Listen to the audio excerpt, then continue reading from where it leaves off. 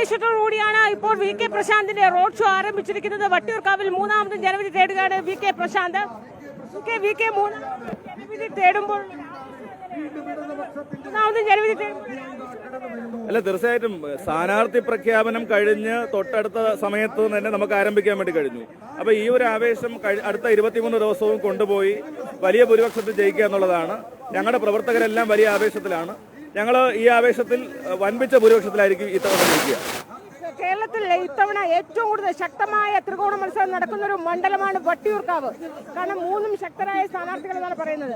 അപ്പോൾ അവിടെ ഈ ഏറ്റവും കൂടുതൽ ത്രികോണ മത്സരം നടക്കുമ്പോൾ ഏതെങ്കിലും രീതിയിലൊരു ആശങ്കയുണ്ടോ? അല്ല, ഒരാശങ്കയുമില്ല. ഞങ്ങൾ ഇവിടെ നടത്തിയ വികസന പ്രവർത്തനങ്ങളിൽ ഞങ്ങൾക്ക് ആത്മവിശ്വാസമുണ്ട്.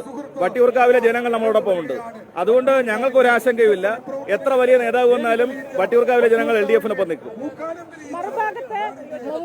മറുഭാഗത്ത് മുൻ MLA കെ മുരളീധരനും ഒപ്പം BJPക്ക് ഏറ്റവും വേരോട്ടമുള്ള മണ്ണ് കൂടിയാണ് വട്ടിയൂർക്കാവ്.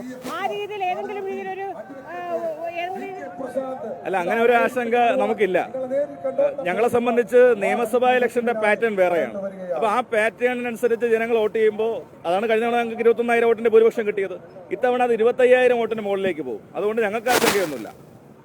വലിയ ഭൂരിപക്ഷത്തിൽ വിജയിക്കും. ഇത്തവണയും മൂന്നാം തവണയും ജനവിധി തേടുമെന്ന പ്രതീക്ഷയിൽ തന്നെയാണ്, ആത്മവിശ്വാസത്തിൽ തന്നെയാണ് വി കെ പ്രശാന്ത്.